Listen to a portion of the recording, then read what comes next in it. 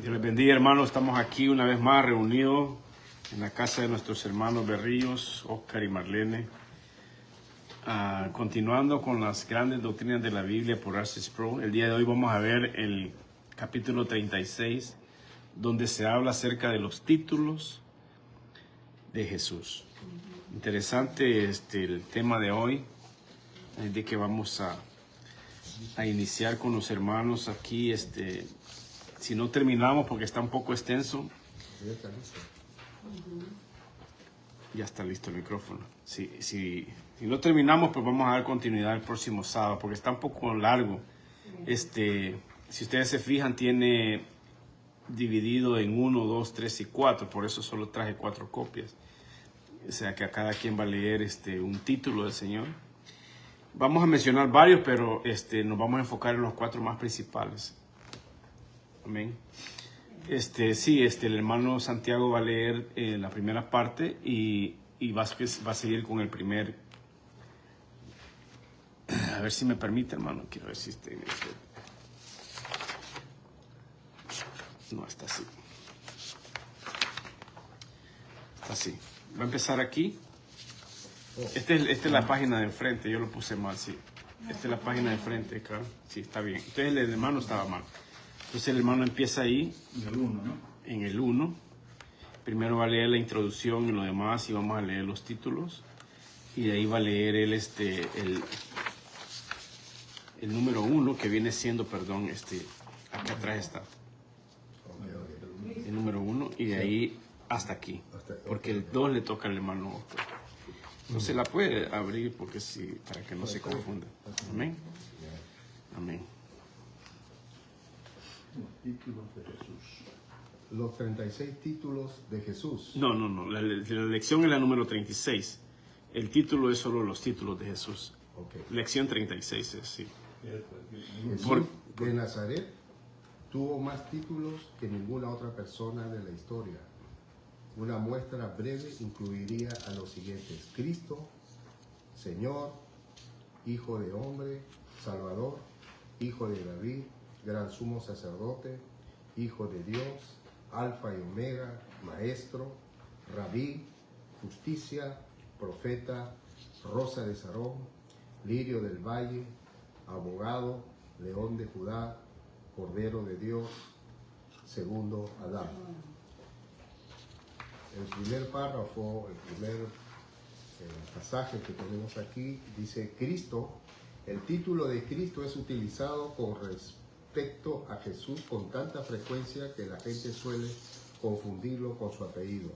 No se trata de un nombre, sin embargo, sino de un título que hace referencia a su posición y a su obra como el Mesías.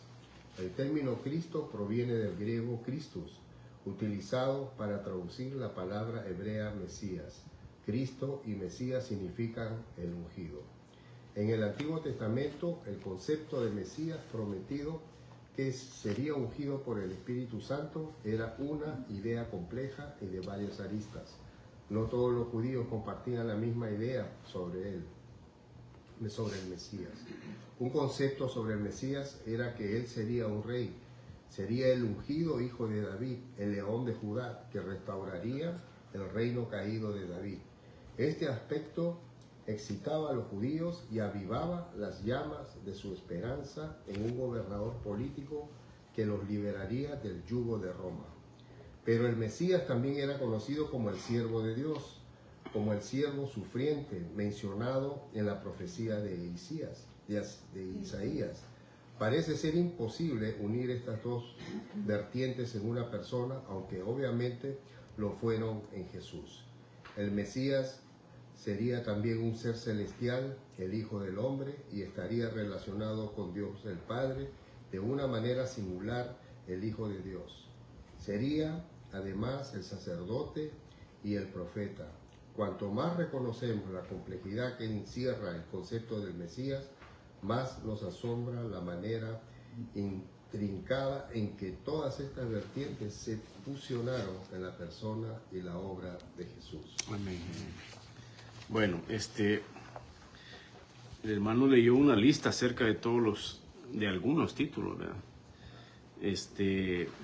si ustedes quieren, les puedo dar la cita donde pueden encontrar cada título y si lo quieren anotar, para que tengan como referencia donde poder encontrar. Como por ejemplo, Cristo está en Juan 20:31. Claro que hay en varios pasajes, pero este es uno de ellos. Está en Juan 20:31. Señor está en Romanos 10:9. Hijo del hombre está en Marcos 10:45. Salvador, Lucas 2:11. Hijo de David, Mateo 1:1. Me avisan si voy muy rápido. Sí, va muy rápido. Mateo 1:1. Es el hijo de David. Hijo de David. Sí, hijo de David, Mateo 1:1. Después del Salvador. Después del Salvador está, Salvador está en Lucas 2:11. Sí, sí. Ok. Perdón. Y de ahí sigue hijo de David en Mateo 1:1. Antes de Salvador. Era el hijo del hombre, que es Marcos 10:45. Sí, Marcos Ok. 45. El Salvador. El Salvador, 11, cor- ¿y después? hijo de David, Mateo 1:1. Y de ahí sigue gran sumo sacerdote, Hebreos 4:14.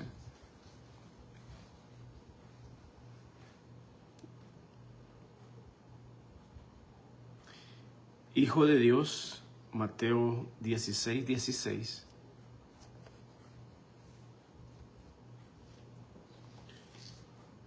Alfa y Omega, Apocalipsis 22:13.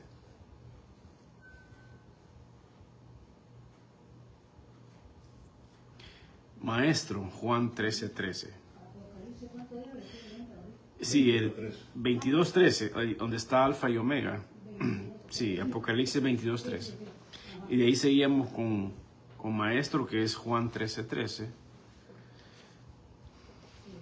Ahora sigue Rabí, que está en Juan 1:38.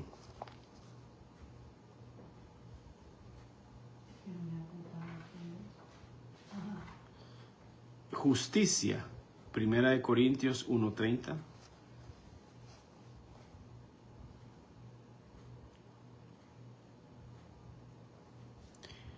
Profeta está en Hechos 3 del 22 al 23. Y ojo con estos dos que vienen, la rosa de Sarón. Hechos 3 versos 22 y 23. Si pueden circular la rosa de Sarón y lirio de los valles, porque tienen el mismo verso, que es en Cantares 2:1. Y vamos a estar desarrollando también esa parte antes de seguir. Quiero tomarle foto a esto. Aquí. No, es esto. Solo las letras. Es esto aquí. Y ahí se recorta. Aquí. ¿Dónde es que está? Solo las letras quiero sacar. Pero no fue. Bueno, no toqué, yo no pensé. Eso sí. ¿Por dónde tardé? ¿A dónde nos quedamos? En Abogado, Lirio del Valle. El lirio del valle es el mismo Cantares 2:1. Sí. Ahora, abogado, Primera de Juan 2:1.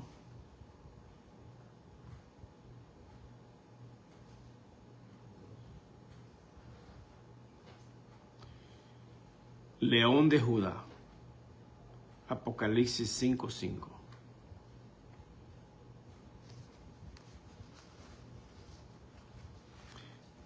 Cordero de Dios, Juan 1:29.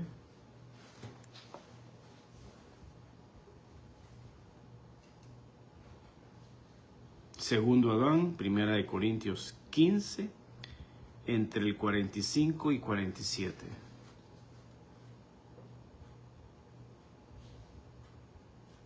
¿El 45 Al 47. 15, Primera de Primera de Corintios. Corintios 15, de 45 al 47. Correcto, así es. Ahora, Cuando les dije que circularan la rosa de Sarón, que está en Cantares 2.1, y Lirio de los Valles, que también está en Cantares 1, es importante entender este punto porque muchos himnos, sermones escritos desde cristianos han llamado a Jesús la rosa de Sarón. Pero cuando examinamos cuidadosamente el texto, Cantares, vemos que la Biblia no identifica explícitamente a Cristo con este título. Entonces, vamos a leer Cantares para poderlo ver, pero ahí claramente en el texto de Cantares 2.1 dice, yo soy la rosa de Sarón y el lirio de los valles. Ahora, la pregunta es, cuando leemos el texto, si quieren lo leemos, saquen sus Biblias, lo leemos en Cantares. No le he dado esto.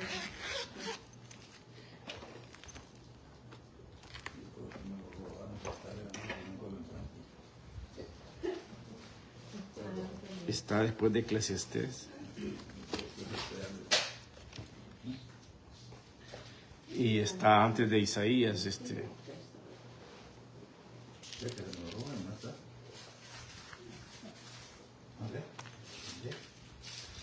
Antes de Isaías, hermano.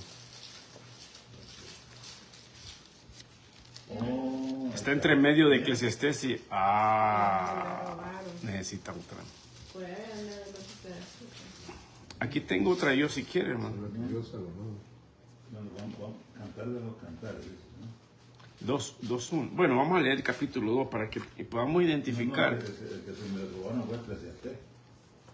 Oh, Eclesiastés, que le quitaron. Sí, sí. Bueno, Vanidad de vanidad, te dijo. Bueno. Yo. Cantares 2. El capítulo, vamos a leer todo el capítulo 2 porque de lo que se trata es tratar de identificar quién está hablando ahí. Uno para... Sí. Hermano Santiago, si le quiere dar lectura. Ok, dice así, Cantares capítulo 2, verso 1 para adelante, dice, yo soy la rosa de Sarón y el lirio de los valles. Como el lirio entre los espinos, así es mi amiga entre las doncellas.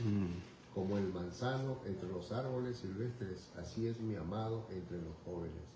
Bajo la sombra del deseado me senté y su fruto fue dulce a mi paladar. Me llevó a la casa del banquete y su bandera sobre mí fue amor. Sustentadme con pasas, confortadme con manzanas, porque estoy enferma de amor. Su izquierda esté debajo de mi cabeza y su derecha me abrace. Yo os conjuro, oh doncellas de Jerusalén, por los corzos y por las siervas del campo, que no despertéis ni hagáis velar al amor hasta que quiera. La voz de mi amado, he aquí, él viene saltando sobre los montes, brincando sobre los collados. Mi amado es semejante al corzo o al cervatillo. Él aquí está tras nuestra pared, mirando por las ventanas, atisbando por las celosías. Mi amado habló y me dijo, levántate, oh amiga hermosa mía, y ven. Porque aquí ha pasado el invierno, se ha mudado la lluvia, se fue. Se han mostrado las flores en la tierra, el tiempo de la canción ha venido y en nuestro país se ha oído la voz de la tórtola. La higuera ha echado sus higos y las vides en cierne dieron olor. Levántate, oh amiga mía, hermosa mía, y ven. Paloma mía, que estás en los agujeros de la peña, en lo escondido de escarpados parajes, muéstrame tu rostro, hazme oír tu voz, porque dulce es la voz tuya y hermoso tu aspecto. Cazadnos las zorras pequeñas que echan a perder las viñas, porque nuestras viñas están en cierne. Mi amado es mío y yo suya, él apacienta entre lirios, hasta que apunte el día y huyan las sombras. Vuélvete, amado mío, sé semejante al corzo o como el cervatillo sobre los montes de Betel. Amén. Bueno, tuvimos que leer todo el capítulo 2 para poder entender, para que podamos más o menos entender quién está hablando ahí. ¿Verdad? ¿Quién es el que habla en ese versículo? Pero claramente estamos viendo que no es el Mesías, ni una figura mesiánica, sino la amada, dice, ¿verdad? La sulamita, la mujer del poema.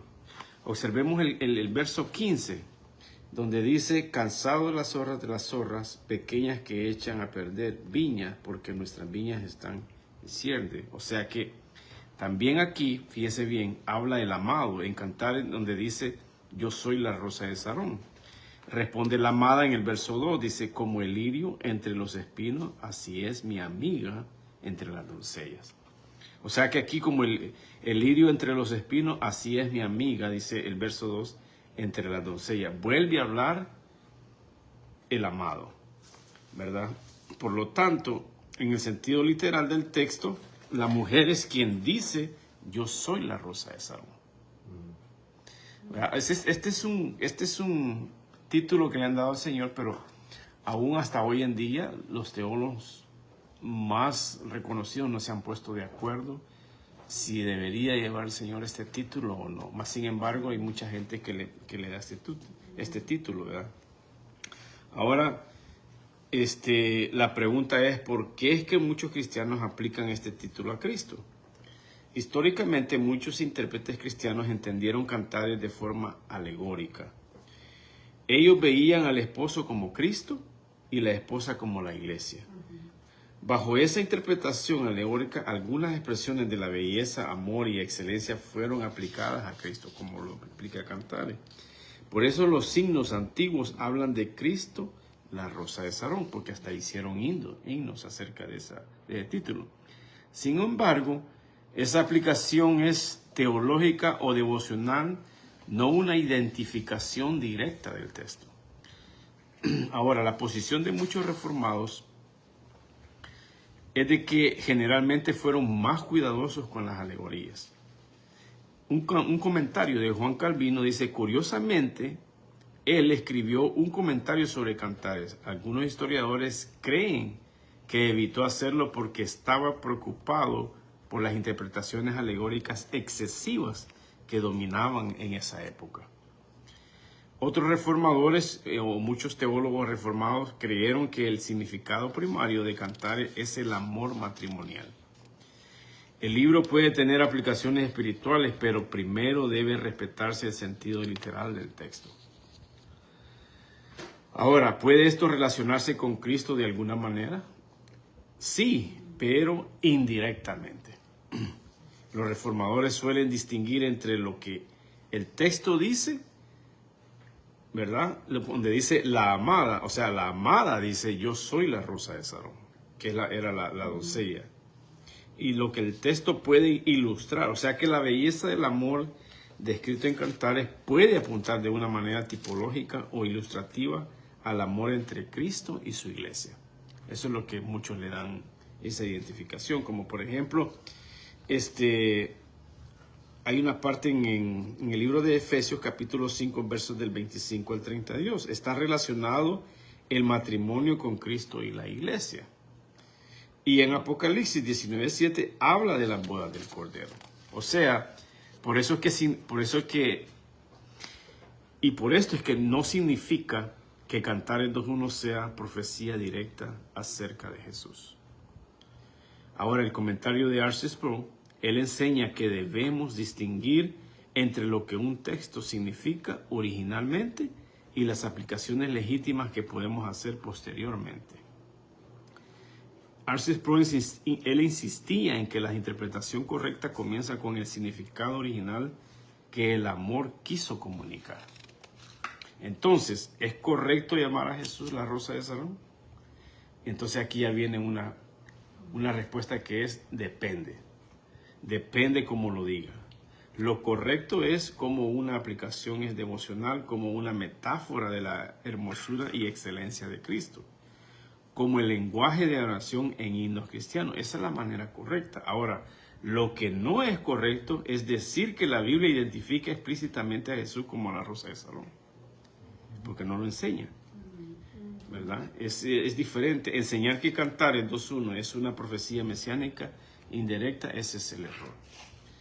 Ahora, una forma equilibrada de poderlo entender es de que muchos creyentes a lo largo de la historia han utilizado la expresión Rosa de Sarón para describir la belleza y la excelencia de Cristo. Sin embargo, en el contexto original de Cantares 2.1, quien habla es la amada del poema, la que está haciendo el poema.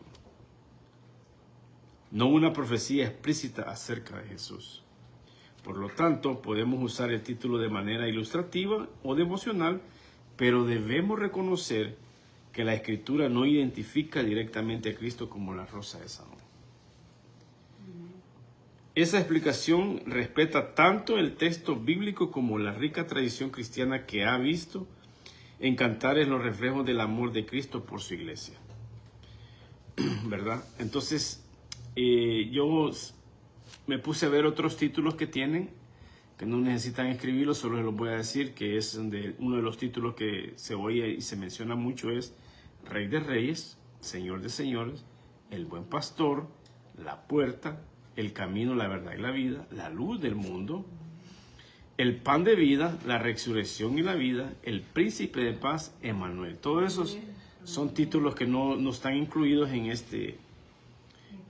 esta lista, pero se encuentran, ¿verdad? Así como dijo el apóstol Pablo, por lo cual dijo, Dios también lo exaltó hasta lo sumo y le dio el nombre que es sobre todo nombre. ¿Bien? Ese es el nombre. Cada uno de estos títulos revela un aspecto de la persona y la obra de Jesucristo, quien es el que ha hecho por nosotros como debemos responder a Él en fe, adoración y obediencia. Amén. Y aquí pues ya para poder explicar, o sea que me tuve que detener en esta parte de los títulos para poder explicar acerca de la controversia que hay en Cantares 2.1, que hasta la fecha, como les digo, los reformadores o mejores teólogos todavía no se ponen de acuerdo, pero sí hay una manera equilibrada de poderlo ver, ¿verdad? Ahora, la palabra griega Cristo, como el hermano acaba de leer, traduce la palabra hebrea Mesías y ambas significan el ungido de Dios. Podemos ver una referencia que está en Juan 1.41, si miran su Biblia.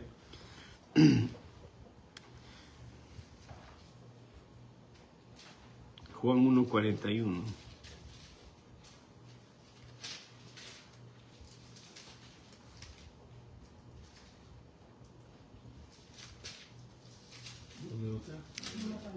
Aquí.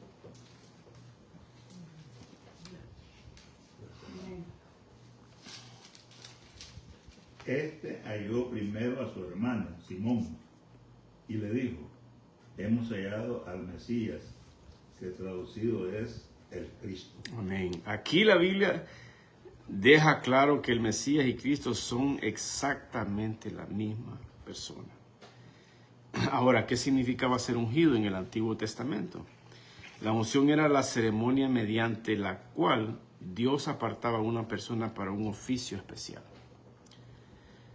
Habían tres grupos eran ungidos, como por ejemplo los profetas, los sacerdotes y los reyes.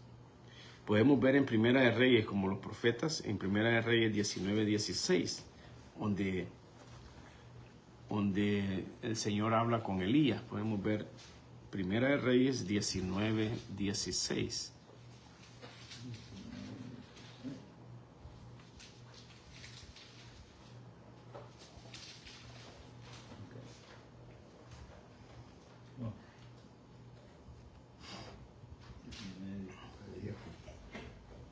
Hablando de los profetas, ¿verdad? Que era uno de los títulos. A Jehú, hijo de Nimsi, ungirás por rey sobre Israel, y a Eliseo, hijo de Safat, de Abel Meola, ungirás para que sea profeta en tu lugar. Amén.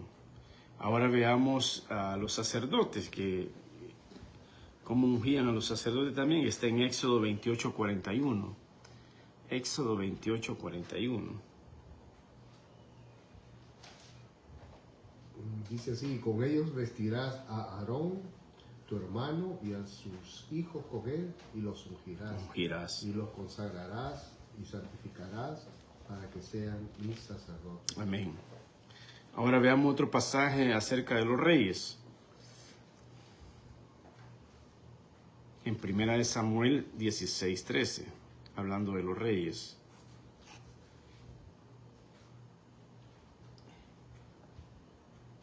O sea, que estamos viendo el significado de lo que es ser ungido, ¿verdad? Pero los reyes- 1 Samuel 16:13.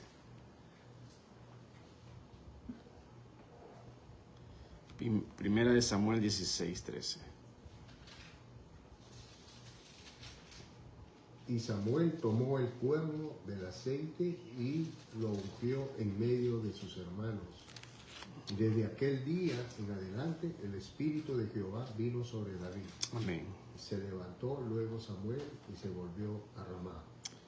Amén. O sea que por eso es que cuando llamamos a Jesús el Cristo, estamos diciendo que Él es el cumplimiento perfecto de esos tres oficios, que fue lo que vimos la semana pasada, o la lección pasada. Ahora, veamos a Jesús como el profeta perfecto. Moisés anunció en Deuteronomio 18:18. Veamos Jesús como el profeta perfecto en Deuteronomio 18:18. Profeta les levantaré de en medio de sus hermanos como tú, y pondré mis palabras en su boca, y él les hablará todo lo que yo le mandare. Amén. Y se cumplió en Cristo. Amén. Amén. En Él se cumplió. Ahora veamos Hechos 3:22. Hechos 3:22. Donde les dice que a quién tienen que oír, y le dice, a Él oirás. Hechos 3:22.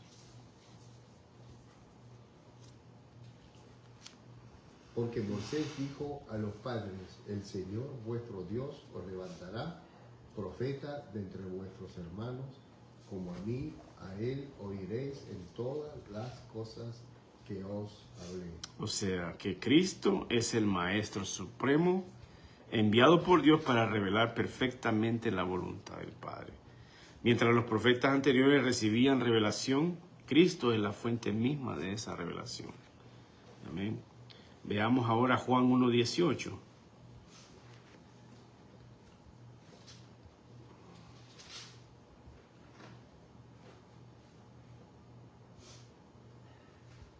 Juan 1:18. A Dios nadie le vio jamás. El unigénito Hijo que está en el seno del Padre, Él le ha dado a conocer. Amén. O sea que el sacerdote del Antiguo Testamento apuntaba hacia Cristo. Veamos Salmo 110:4, donde le dice que tú eres el sacerdote para siempre. Salmo 110:4. Salmo 110:4.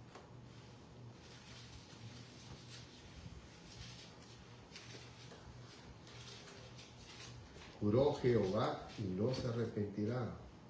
Tú eres sacerdote para siempre, según el orden de Melquisedec. Amén. El cumplimiento se cumplió, teniendo un gran sumo sacerdote, como lo dice en Hebreos 4:14. ¿Verdad? Se cumplió. Ahora, Cristo no solamente ofrece el sacrificio, Él mismo es el sacrificio. Amén. Todos los sacrificios del Antiguo Testamento señalaban o apuntaban hacia la cruz. Porque con una sola ofrenda hizo perfecto para siempre los sacrificios, dice en Hebreos 10:14. Ahora, Israel esperaba un descendiente de David. Y esta se cumplió. Pero veamos esa promesa en 2 de Samuel 7:13.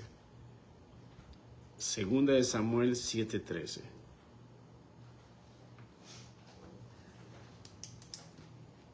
Donde es... Edificará casa a mi nombre y yo afirmaré para siempre el trono de su reino. Amén. Aquí está hablando del rey, ¿verdad?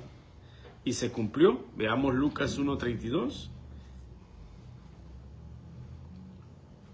Veamos el cumplimiento en Lucas 1:32.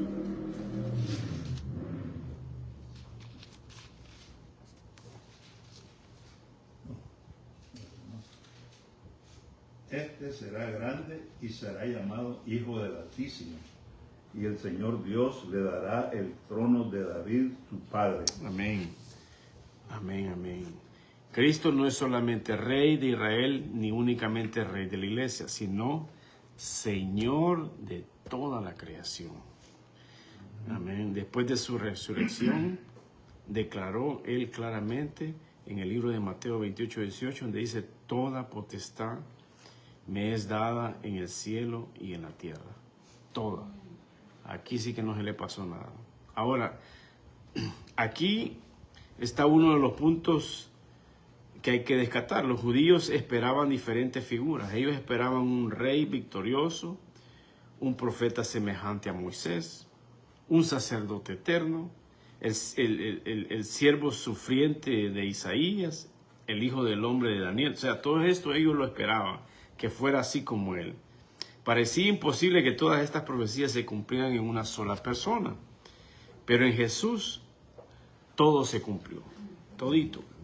Todo lo que el Antiguo Testamento anticipó acerca del Mesías se encuentra en su cumplimiento perfecto en Jesucristo. Todo está en él. Todos esos títulos que podemos ver, todo fue una sola persona. Ahora, veamos la gran confesión de Pedro. En el momento culminante ocurre algo en Mateo 16, 16. ¿Qué pasó ahí? ¿Cómo lo llamó Pedro? Mateo 16, 16. Respondiendo Simón Pedro, dijo, tú eres el Cristo, el Hijo de Dios viviente. Amén. Aquí Pedro no solamente estaba identificando a Jesús, estaba confesando que Jesús era el Mesías prometido, era el profeta definido por sí, y el sacerdote eterno y el rey esperado.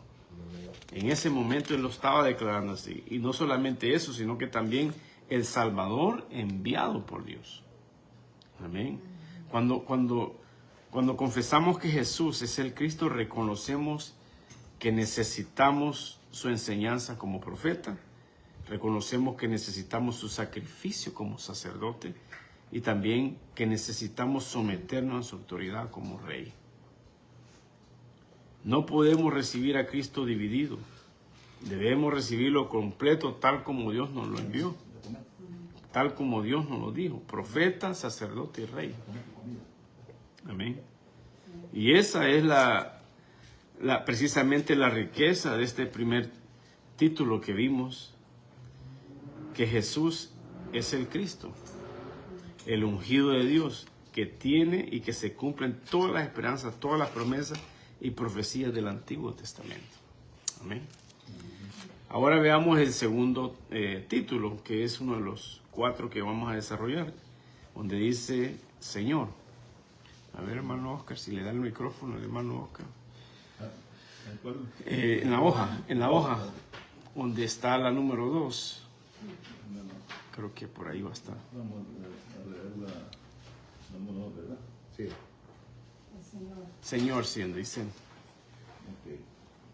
El segundo título utilizado con mayor frecuencia para referirse a Jesús en el Nuevo Testamento es el título de Señor. Este título es de suprema importancia para entender el retrato que nos hace el Nuevo Testamento sobre Jesús. El término Señor es utilizado de 3 maneras distintas en el Nuevo Testamento. La primera de ellas es una costumbre cordial y amable de dirigirse a alguien, la que usamos cuando anteponemos la palabra Señor al apellido de alguien. El segundo uso se refiere al dueño de un esclavo o señor.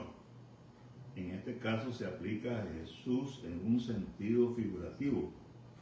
Él es nuestro Señor y nosotros sus esclavos. El tercer uso es el de carácter imperial. Se refiere a aquel que tiene la soberanía. Oh, perdón, Sí, sí. En el primer siglo, los emperadores romanos exigían un juramento de lealtad de parte de sus sujetos, quienes debían confesar según la fórmula de que César es el Señor.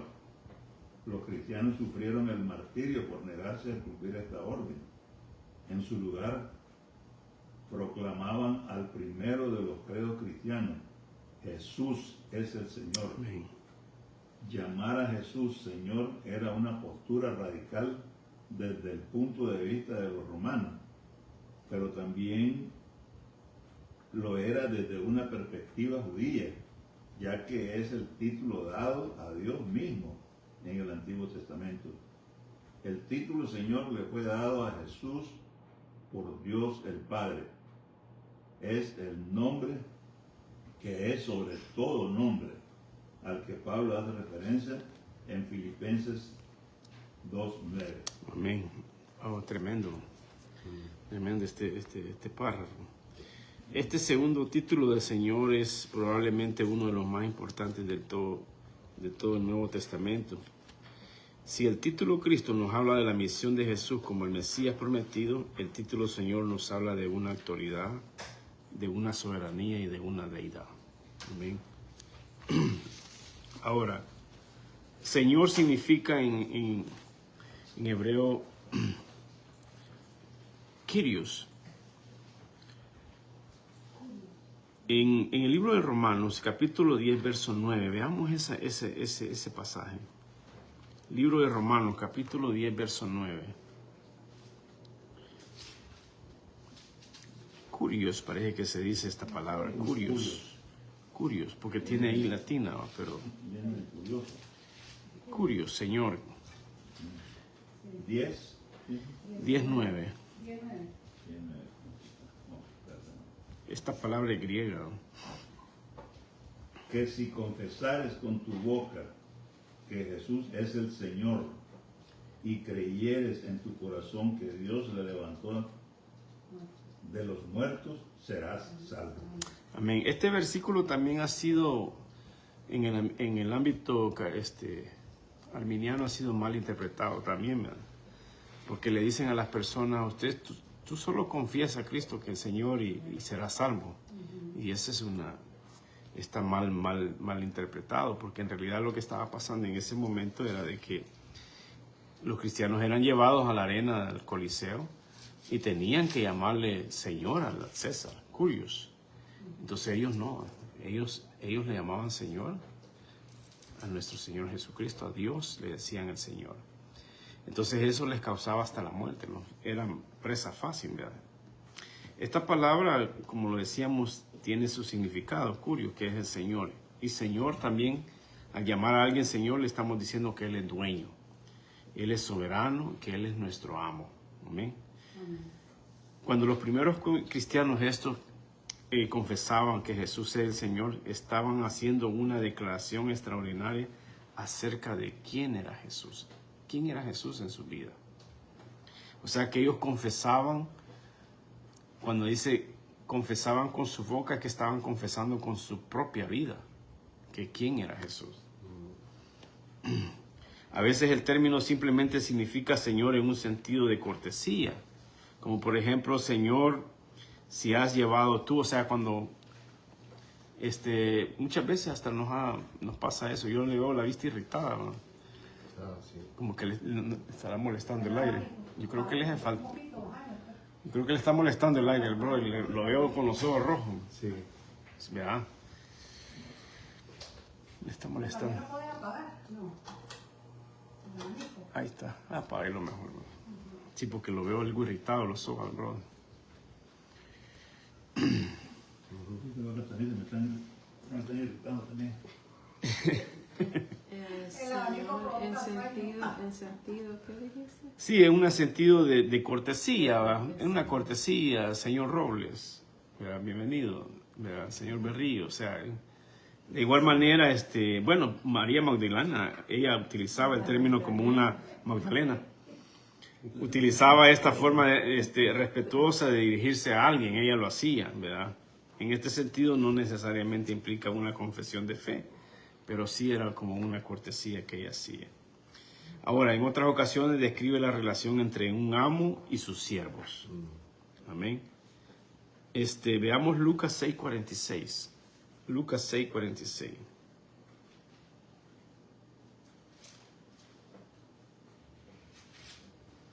Veamos esa relación entre amo y dueño.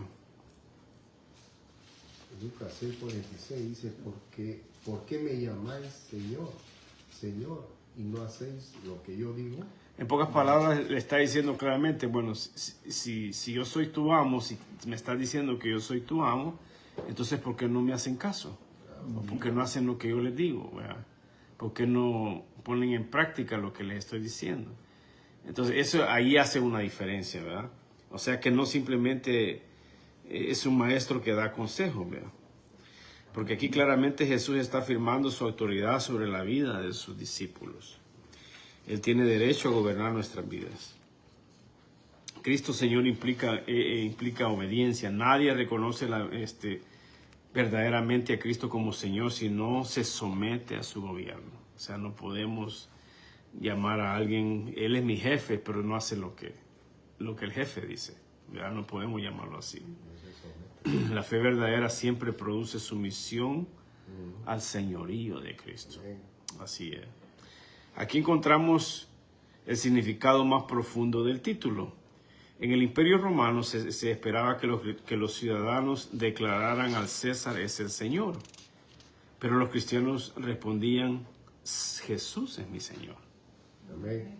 Veamos Filipenses, capítulo 2, versos 9 al 11. Filipenses 2, versos 9 al 11.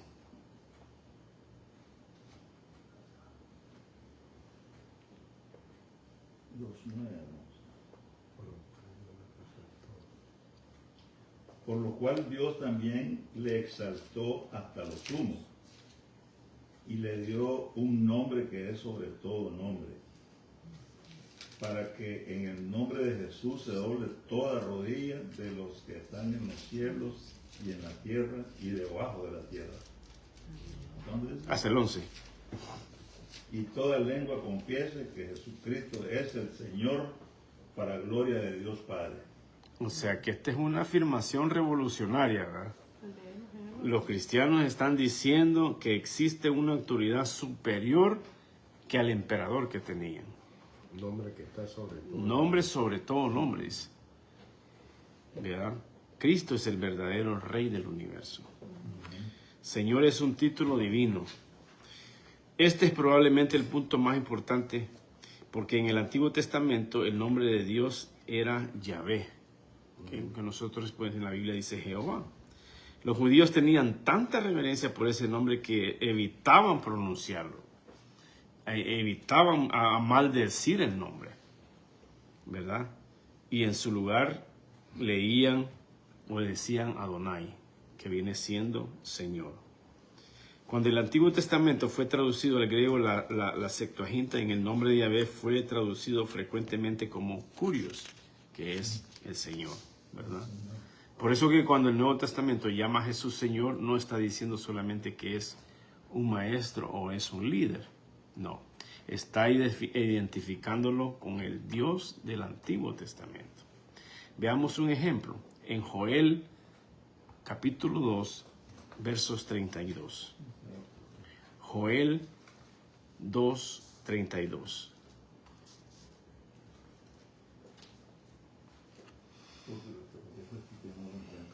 Joel 2:32. El hermano lo encontró ya. Dice, y todo aquel que invocare el nombre de Jehová será salvo, porque en el monte de Sión y en Jerusalén habrá salvación, como ha dicho Jehová, y entre el remanente al cual él habrá llamado. Aquí podemos ver claramente que Pablo en Romanos toma un texto que originalmente hablaba de Jehová y lo aplica directamente a Jesucristo cuando leímos Romanos 10:13. ¿Verdad? De ahí es donde él agarra todo esto. La confesión cristiana más antigua fue Jesús es el Señor. Esa era la confesión más antigua. Y añadida que, él incluía también que esta declaración era una afirmación tanto de la deidad de Cristo como de su autoridad absoluta.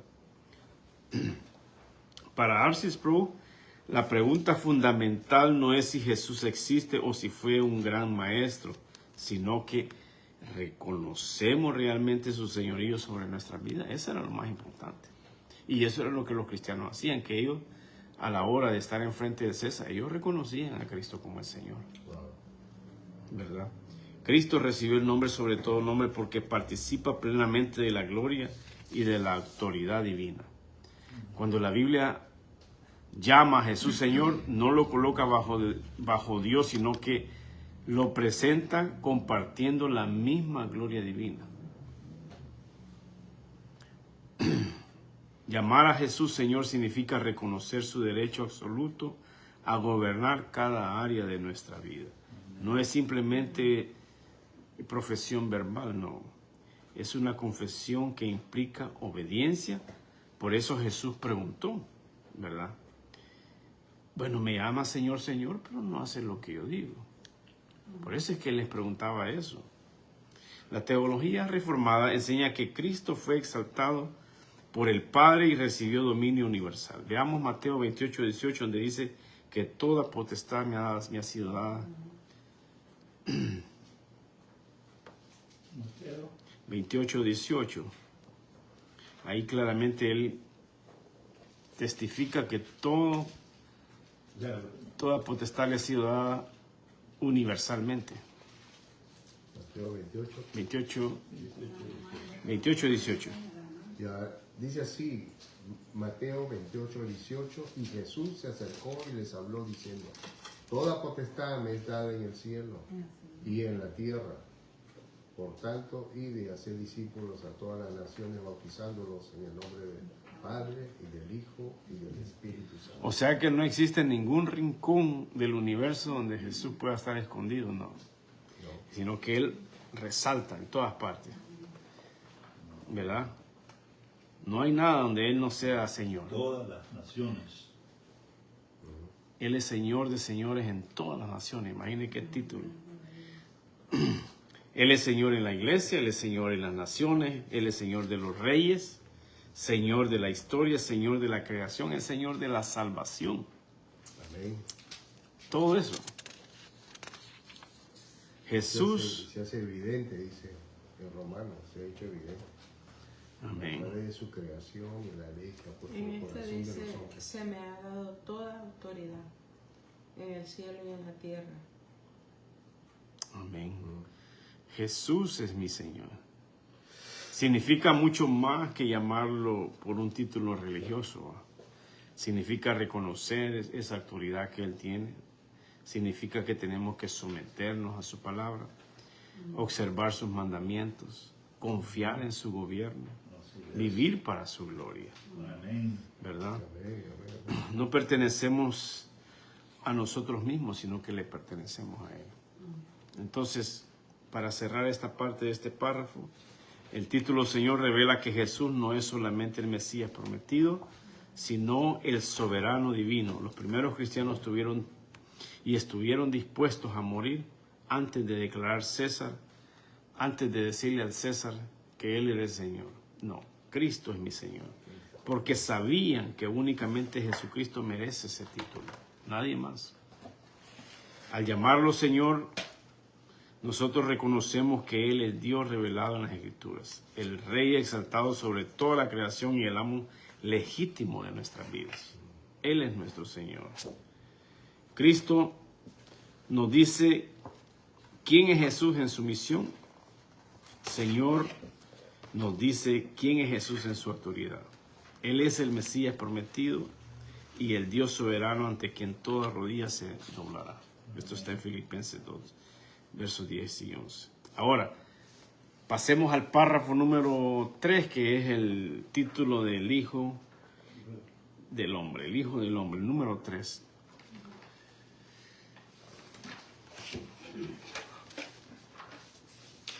Este título es uno de los títulos más fascinantes que se le haya dado en el Jesús y probablemente uno de los más mal entendidos, debido a que la Iglesia confiesa la naturaleza dual de Jesús, que es verdadero hombre y verdaderamente Dios, y a que la Biblia describe a Jesús como el Hijo del Hombre y como el Hijo de Dios. Puede resultar una tentación suponer que el Hijo del Hombre se refiere a la humanidad de Jesús y que el Hijo de Dios se refiere a su deidad. Esto, sin embargo, no es exactamente así. Si bien el título El Hijo del Hombre incluye un elemento de humanidad, su referencia primaria es la naturaleza divina de Jesús. El título Hijo de Dios también incluye una referencia a su deidad, pero nos está señalando principalmente la obediencia de Jesús como el Hijo.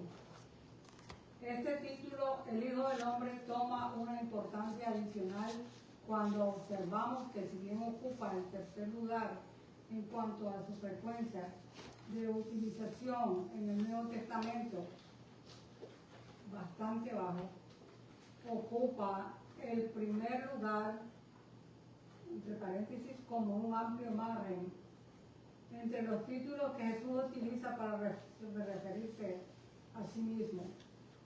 El Hijo del Hombre es por lejos la designación favorita de Jesús para sí mismo. La importancia de este título surge de su vinculación con el uso que hace Daniel en el Antiguo Testamento. Entre paréntesis, véase Daniel.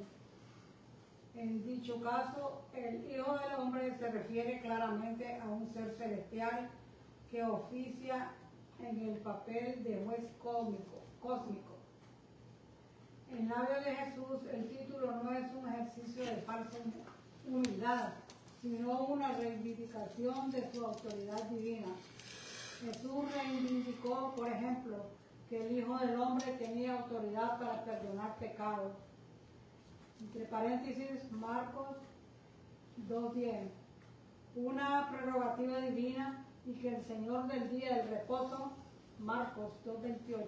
Amén.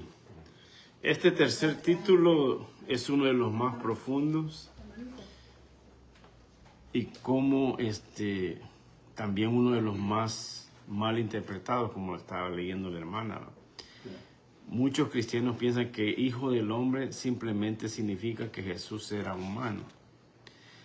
Aunque incluye esa idea, ese no es el significado principal en los evangelios. Cuando Jesús se llama a sí mismo el Hijo del Hombre, está diciendo una afirmación acerca de su deidad mesiánica, su autoridad divina y el papel como juez universal. La clave para entender este título está en Daniel 7:13 al 14. Veamos ese pasaje. Daniel 7, versos 13 y 14.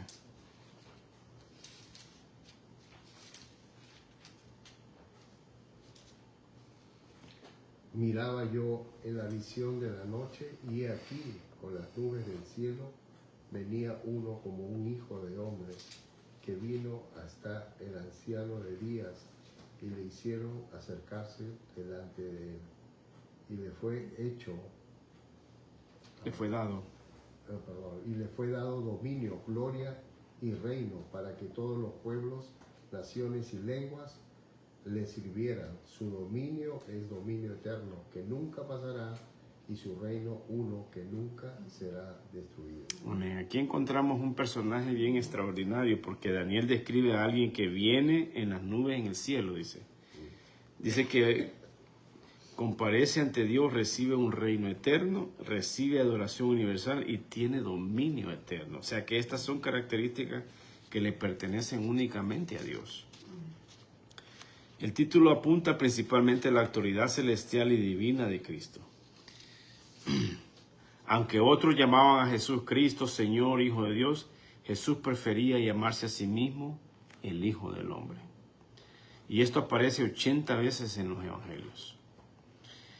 Veamos unos pasajes de referencia. Está en Mateo 8:20. Para ver en algunos pasajes que aparecen. No lo vamos a ver todos los 80, pero unos 2 o 3 vamos a ver. Mateo 8:20.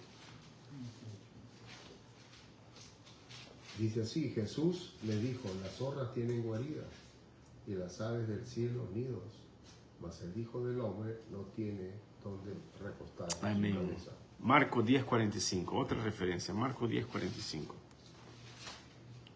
Saludos a la hermana Luz que está ahí conectada. Dios me la bendiga, hermana. Bendiciones. Mateo 10:45. Mateo 10:45. Marcos, perdón, sí, Marcos. Marcos 10:45, sí. Llega hasta el 42. porque el Hijo del Hombre no vino para ser servido, sino para servir. Amén. Y para dar su vida en rescate por muchos. Amén. Ahora Mateo, hoy sí, hermano, Mateo 26, 64.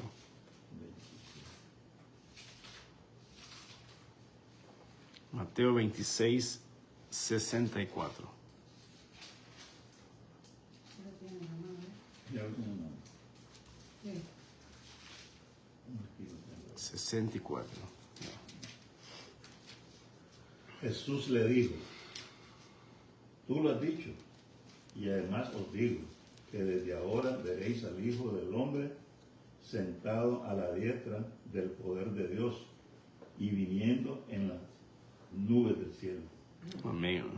Aquí podemos ver una conexión directamente con Daniel, ¿se da cuenta?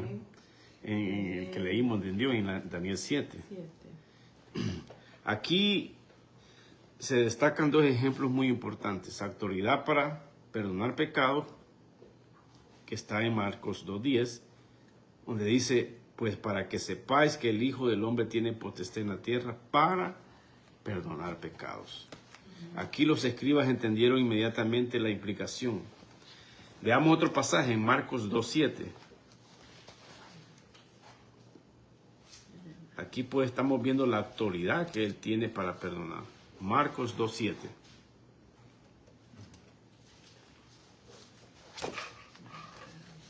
¿Por qué habla este así? Blasfemias. Blasfemias dice. ¿Quién puede perdonar pecados sino solo Dios? Amén. Solo Dios puede perdonar pecados. Jesús no corrigió esa afirmación, más bien demostró que Él es el que posee esa autoridad.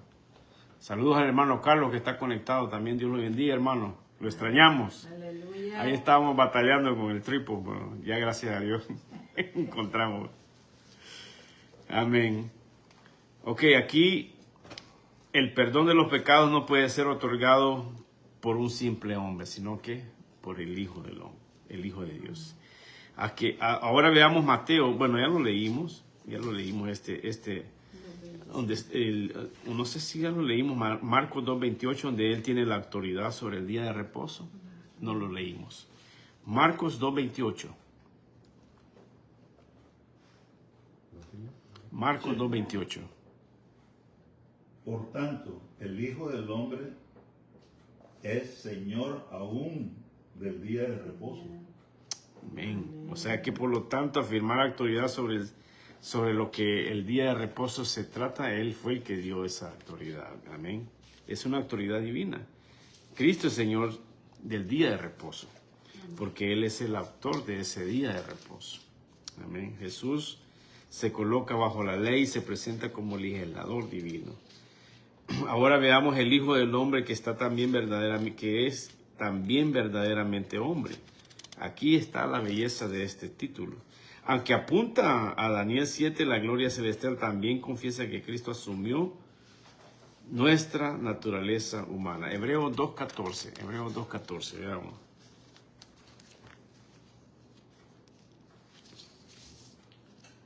Así que por cuanto los hijos participaron de carne y sangre, él también participó de lo mismo, para destruir por medio de la muerte al que tenía el imperio de la muerte, esto es, al diablo. Amén. Veamos otro pasaje, hermano. Filipenses 2, versos 7 al 8. Hablando que el Hijo del Hombre es también verdaderamente hombre. Ese pasaje está claro. Filipenses 2, versos 7 y 8. Sino que se despojó a sí mismo, tomando forma de siervo, hecho semejante a los hombres.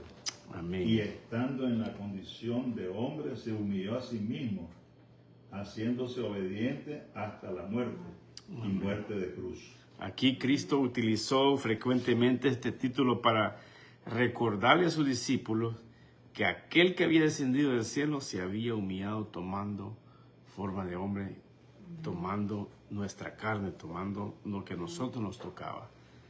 Jesús es plenamente Dios y plenamente hombre. Amén. Daniel 7 no solamente habla de su autoridad presente, también habla de su juicio futuro, que está en Juan 5:27. Veamos esa cita.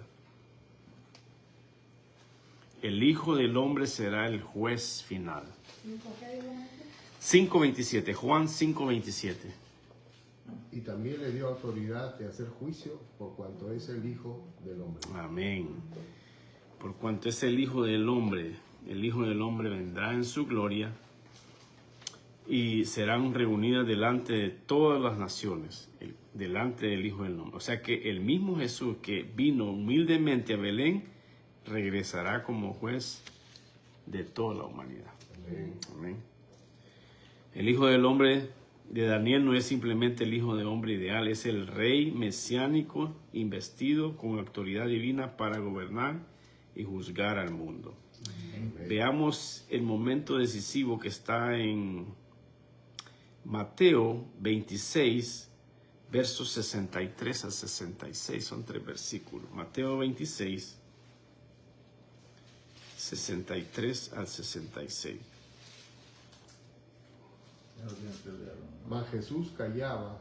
Entonces el sumo sacerdote le dijo: te conjuro por el Dios viviente, que nos digas si eres tú el Cristo, el Hijo de Dios.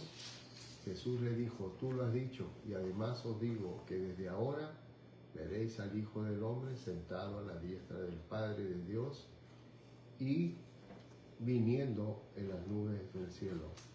Entonces el sumo sacerdote rasgó sus vestiduras, diciendo: ha blasfemado.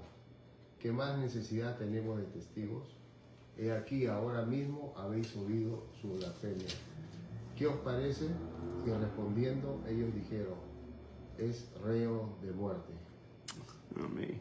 Donde dice: veréis al Hijo del Hombre sentado a la diestra del poder de Dios y viniendo en las nubes. Una vez más aquí conecta con Daniel 7, que fue lo que leímos en Daniel 7. Amén.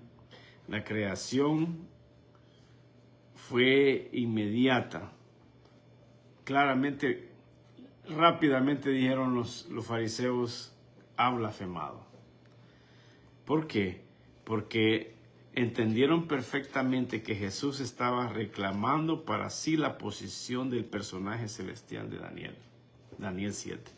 Lo que Daniel había descrito, como ellos lo sabían, y él estaba posicionándose de esa manera, por eso es que le dijeron: está blasfemando. Mas no sabían que quien tenían enfrente era el mismo Cristo, era el mismo Dios. En el 64, aquí, ¿verdad que leyeron el 64? Sí, el 64, sí. Que dice, déjame encontrar el 63. El 64, Jesús respondió: tú lo has dicho, y en el futuro verán al Hijo del Hombre sentado en el lugar de poder a la derecha de Dios y viniendo en las nubes del cielo. Y acá hay una como referencia en Salmo 110, 1, donde dice: el Señor le dijo a mi Señor: siéntate en el lugar de honor a mi derecha, hasta que humille a tus enemigos y los ponga por debajo de tus pies. Amén. Aquí claramente vemos que cuando Jesús se llama a sí mismo el Hijo del Hombre, no estaba disminuyendo su dignidad, sino que estaba identificándose claramente con la figura gloriosa que Daniel describió en el capítulo 7. El que recibe dominio eterno, adoración universal. Por eso este título no es una expresión de humildad solamente, sino que es una declaración de autoridad divina. Amén. Pasemos entonces al último que le toca a la sierva. Leer el último. El número 4. Que se nos extendió ya para no dejarlo para otro día. Ya no extendimos el micrófono. Acá, pero no tengo. El papel. Sí, te lo di, ¿no? No. Sí. Sí, eran 4. No, cuatro. Ya. Bueno, ahí está ya, el 4. El Logos.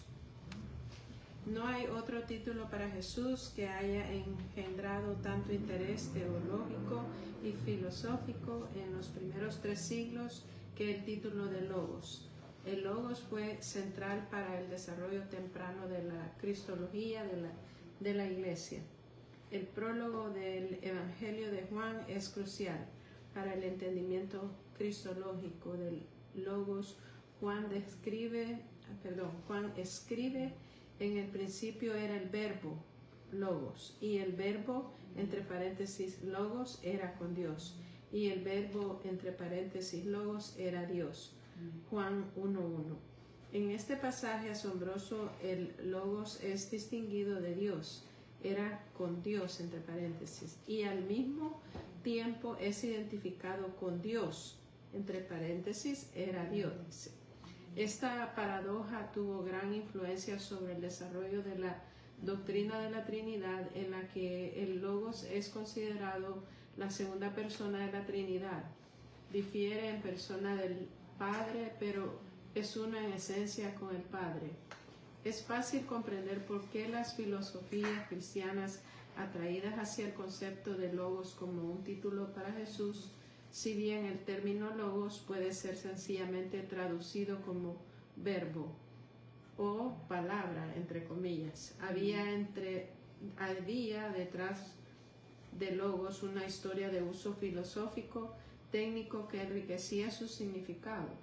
Los antiguos griegos habían estado preocupados por encontrarle un sentido al universo y se habían embarcado entonces en la búsqueda de la realidad última, la metafísica, entre paréntesis. Sus filósofos procuraban encontrar el actor en el poder unificador que trajera el orden y la armonía a toda la diversidad existente en el reino de lo creado, entre paréntesis, la cosmología. Procuraban hallar un nous, entre paréntesis, una mente, en la que, entre paréntesis, o a quien atribuirle el orden de todas las cosas. A esta realidad suprema unificadora los griegos habían denominado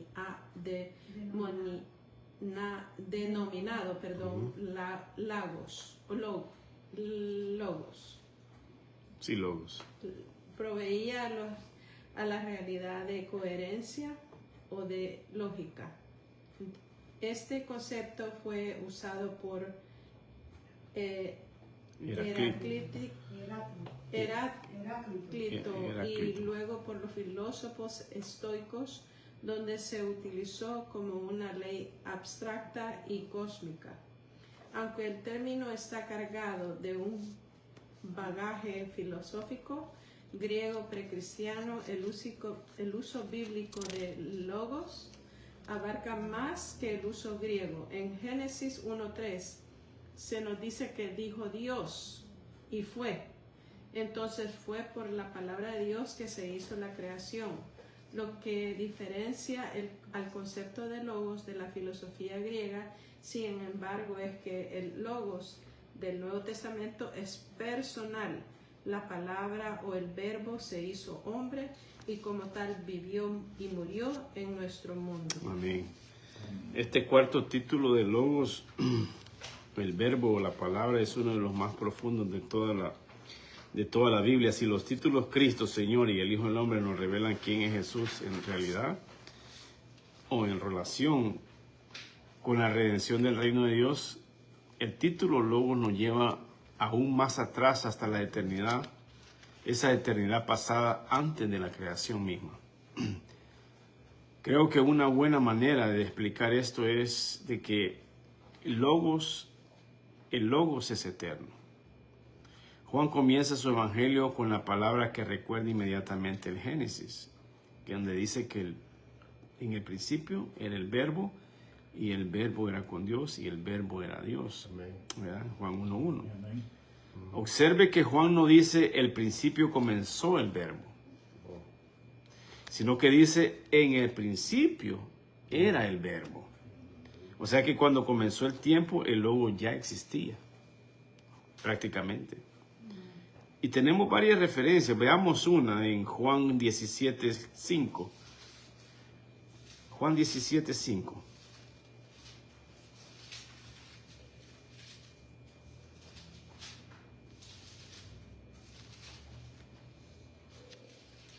pues, Padre, glorifícame tú al lado tuyo con aquella gloria que tuve contigo antes que el mundo fuese.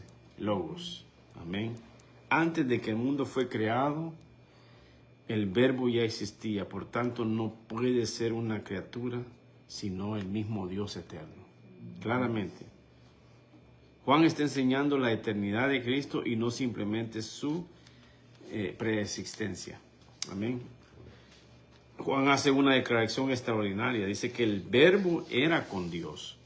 Aquí distingue el verbo del Padre, pero inmediatamente agrega, y el verbo era Dios. Aquí afirma la plenitud, aquí afirma la deidad de Cristo. Este versículo se convirtió en una de las bases principales para la doctrina de la Trinidad. Hay distinción de personas, pero la unidad, la esencia de la unidad está siempre con ellos. Veamos otra referencia que está en Juan 14:9. Juan 14:9.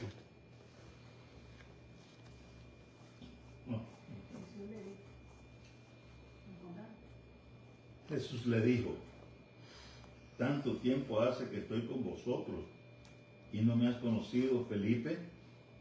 El que me ha visto a mí ha visto al Padre. ¿Cómo pues dices tú, muéstranos al Padre? Amén. Aquí el Hijo posee la misma naturaleza divina del Padre, aunque es personalmente distinto de Él, pero eso los cristianos no creen que hay dos dioses, no, sino un solo Dios que existe eternamente entre tres personas. Amén. Juan continúa en Juan 1:3. Veamos Juan 1:3. ¿Qué dice Juan 1:3? Él continúa afirmando que el Logos es el creador del mundo. Dice, todas las cosas por Él fueron hechas, y sin Él nada de lo que ha sido hecho fue hecho. O sea que Jesús no forma parte de la creación. Jesús es el creador.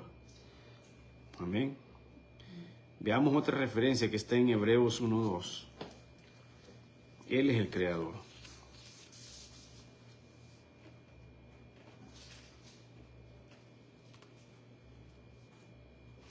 Hebreos 1:2.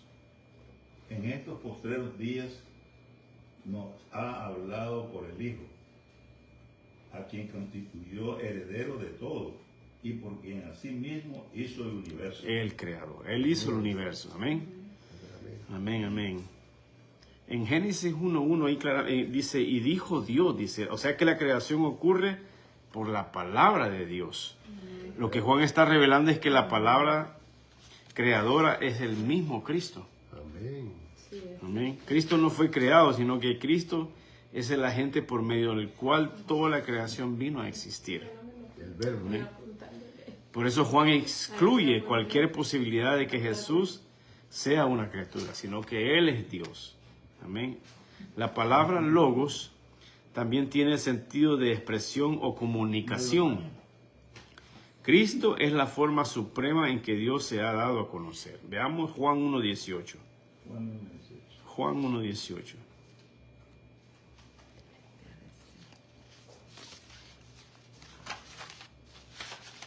A Dios nadie le vio jamás. El unigénito Hijo que está en el seno del Padre, Él le ha dado a conocer. Amén, amén. Amén. Dios habló mediante los profetas, dice en Hebreos 1, del 1 al 2. Veamos esa cita si quieren. Veamos Hebreos 1, versos 1 y 2.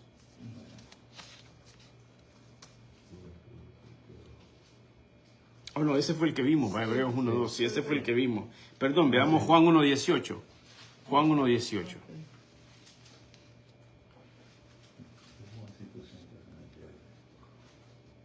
A Dios nadie le vio jamás.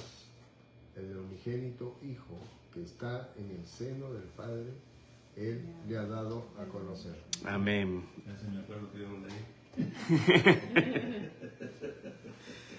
Fuera de Cristo no existe conocimiento salvador de Dios. Aquí todo lo que necesitamos es conocer acerca de Dios para la salvación.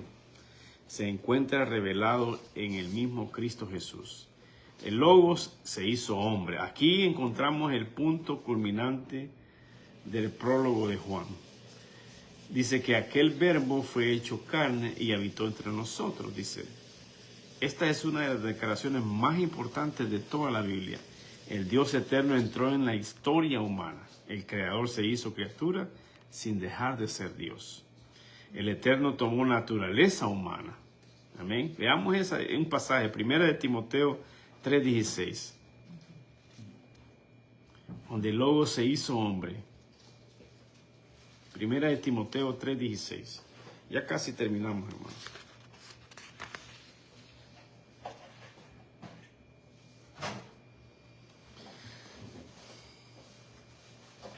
E indiscutiblemente grande es el misterio de la piedad.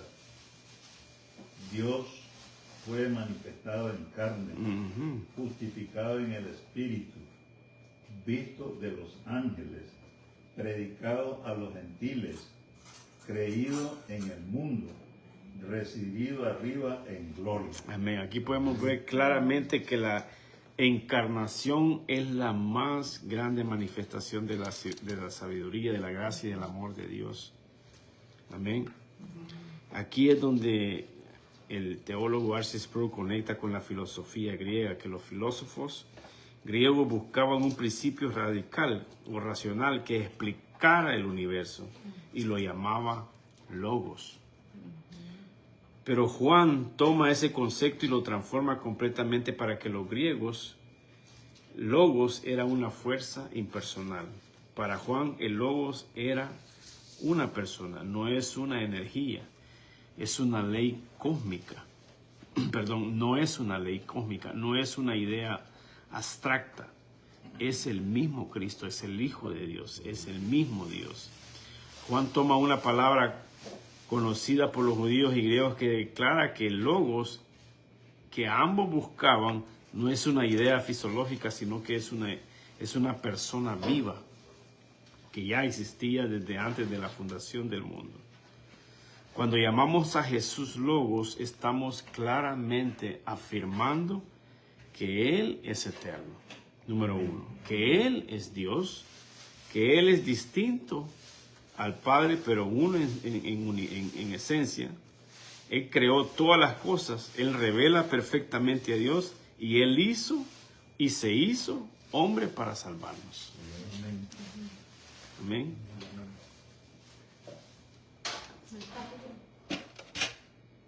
Sí, en 1 Timoteo 3:16, en esta versión dice, sin duda alguna, el gran misterio de nuestra fe es el siguiente, 2 puntos. Cristo fue revelado en un cuerpo humano y vivificado por el Espíritu. Fue visto por los ángeles y anunciado a las naciones. Fue creído en todo el mundo y llevado al cielo en gloria. Amén. Claramente aquí podemos ver que Cristo nos muestra al Mesías prometido. Señor nos muestra el soberano divino. Hijo del hombre nos muestra al Rey celestial en Daniel 7. Y el Logos nos muestra al Hijo eterno de Dios que existía antes de la creación, por quien fueron hechas todas las cosas y que se encarnó para revelar a Dios y redimir a su pueblo escogido, a su pueblo elegido por Él. O sea que esta gran declaración de Juan podría resumirse en que el Logos era Dios, creó el universo, reveló al Padre y se hizo hombre para nuestra salvación. Eso es en resumen.